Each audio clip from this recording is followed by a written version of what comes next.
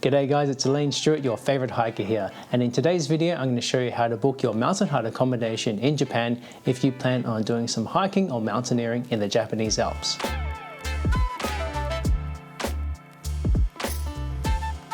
So this video is actually part of my Kamikochi hiking guide video, which I will be publishing very soon. But because the process to book mountain hut accommodation is a bit thorough, I thought I'd best make a separate video about that. So as mentioned, I spent 3 days in Kamikochi hiking. It was fantastic. And I booked my mountain hut accommodation on the Japanese websites. So that's what I'm going to be showing you today. Okay, so the website you want to go to is yamatan.net. That's this website right here. I recommend using the Chrome browser just because it gives you a better experience with the Japanese translation. So if you look up here in the address bar, there's this Google Translate sign. So this will automatically come up on any website which can be translated. I'm just going to go up here and I'm going to translate it to English. So this is basically a booking platform for all the mountain hut accommodation in Japan. So it does help to know where your hut is, like which area it is. For example, we can go to the Northern Alps and then I'm going to go to Kamikochi area because that's where I'm going to go hiking. And then maybe I want to do business hut. I actually don't know what that is, a business hut. And I'm going to go search. So that's one way of figuring out which hut you want to go to. What I want to do, I actually want to book a hut called Chogatake. So I know it's in the Northern Alps of Japan. So I'm going to scroll down here, got all the different regions of Japan. I've got the Northern Alps here. So I'm going to go over here. And then I've actually just got Chogatake hut right in front of me there, which is awesome. And look at what they've got here, business hut tent site. Yes, they can do 150 people. That's fantastic. It's going to cost me 10,000 yen, which is about 100 Australian dollars at the time of recording this video. I can get some meals with it. It's going to be a bit more. The booking season is from 25th of April to 3rd of November. So anything outside those times, and I can't stay there, it's not open. And you can even get private rooms. I'm going to go ahead and book this hut. Okay, it's got a bit more information here. This is how you reserve, and then it's got your fees down here. So it's got with breakfast, dinner included, 2 meals included. Fantastic. You can get a bento box for the next day, so that's 1,500 yen per piece. I'm going to go ahead and hit reserve. Now, to reserve the hut, you do need to create an account with Yamatan. So I'm going to go ahead and create an account. Okay, so don't get confused by this page. It's got your login section and it's got your sign up section. So if you haven't already, go and sign up. You can sign up with Google, you can create something else. But I've already got an account, so I'm just going to go ahead and log in with my Google account. Okay, so I've logged in, that's fantastic, and I can see all the information here. So this is how to pay, and I just want to show you a little trick. So if you don't know what this means and you want to know what it means, you can simply highlight it, double click, translate, selection to English. But in Chrome, I may as well just translate the full page and then I can see what it says. Now it's a similar process in Safari. This is my Safari page. It's going to go over here, highlight that, double click or right click, translate. And then I can see it says Chogatake hut. That's great. So I'm in Safari. Okay, so if you scroll down here, you can see the price for accommodation. Now this one here, if I select it, right click and go translate, this is the cost for no meals. So that's for no meals. This is the cost with breakfast only breakfast with dinner. And there's 2 food payments. So it sounds a bit funny, but that's what it is. And play. Wow. And then 2 meals included. That's great.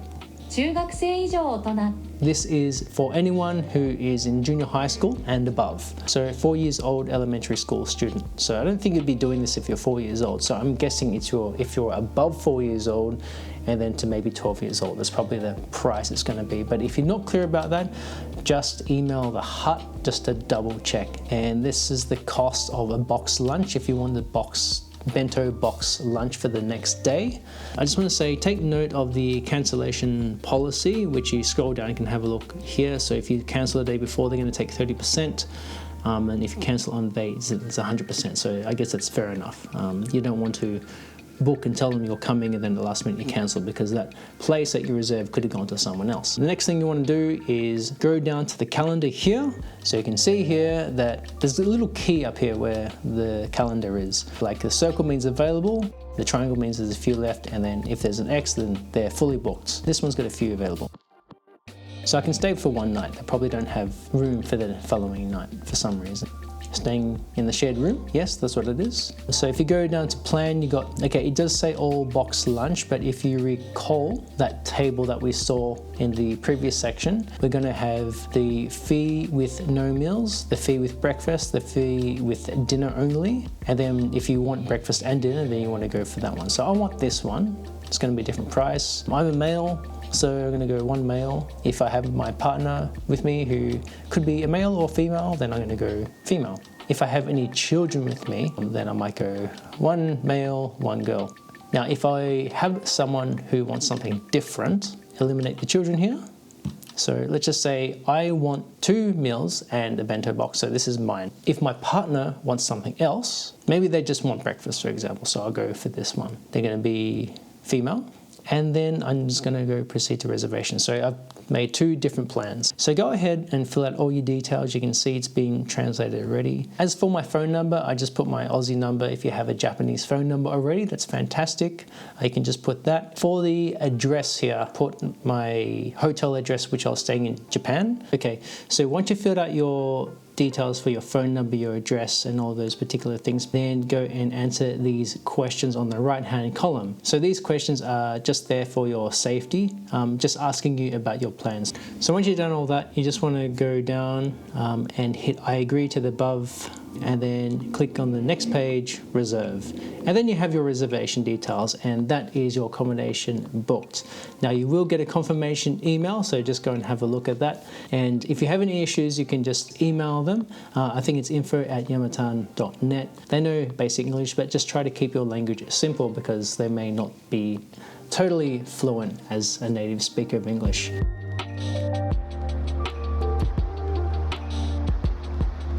So now we are going to book a different accommodation which is only specific to the Kamikochi area. Now this is a different web page specific to Kamikochi region with lower level accommodation options near the Asusa River in Kamikochi. So if you want to book accommodation on here, go to kamikochi.org, go plan your visit, accommodations, and then you can see that we have different accommodation options if you scroll down, which is fantastic. So I want to stay in a place called Tokusawa Lodge. If you're having trouble finding it, I'm just going to go hit Command F. I'm going to go Tokusawa, and then I can see it highlighted here. So I have a campsite option. I have like a sort of a more premium option, Tokusawa N, and then I have the lodge down here. So if I hover over that, I can see my check-in time, check-out time, etc. Let's go to the website, got all these options again, go to Tokusawa Lodge again. Now in this case, I can book a private room or I can book a dorm. I'm going to go dorm. They got female dorms and they got male dorms. So if you want a male dorm, that's sort of on top. If you want the female dorm, you just scroll down and then you have all that there. So because I'm male, I want to see what else they have in the month. So I'm going to go click on calendar. So I've got the price here, that's 14,500 Japanese yen, which is about 145 Australian dollars. Book in your check-in time, number of nights, name of reservation, just put your own name. For the phone number, if you have a Japanese phone number, put that. But I'm just going to put my Aussie phone number in this case. I'm going to put just my normal Australian address for this website, email, confirm your email. If you want to change your breakfast to a boxed meal which you can take with you if you are leaving the accommodation early the next day. With these accommodations, they all come included with food. So generally your breakfast and then your dinner in the morning. In some cases, you can get a bento box, like a lunch box to take with you. So if you're leaving the accommodation early before the breakfast starts, let them know on this page. So you can say either change to a breakfast box meal or if you don't want to change. And that way they'll give you your breakfast the night before. So once you've done all that, hit confirm, fill out any payment details if you need to. So that is how to book your accommodation. Before I close this video, I just want to give you a few tips on staying at these Japanese accommodations. So number one, don't be late. There's a check-in time there, like a check-in time range. In this case is between 2 and 4 o'clock. If you don't think you're going to be on time, try to contact them to let them know that you will be late. This is just more for safety reasons, but generally in Japan, if you're late for anything, it's just considered rude behavior. And another thing is don't be loud in the accommodation. People generally keep things quiet because they want to consider other people's peace in the accommodations. So yeah, they're the main 2 tips I have. If you need help on getting a Japanese SIM or phone number or eSIM, check out this video. The link is in the description below. So that's going to wrap it for this video. Hope it was helpful. Don't forget to check out my Kamikochi video, which is a guide on how to hike in Kamikochi. And I've also do a lot of other hiking videos, mainly in Australia and Tasmania, which is where I generally love to go hiking and it's closer to me. So go and check those out if you're interested. Otherwise, don't forget to like the video, hit the subscribe button, and leave a comment in the comment section below. Thank you for watching.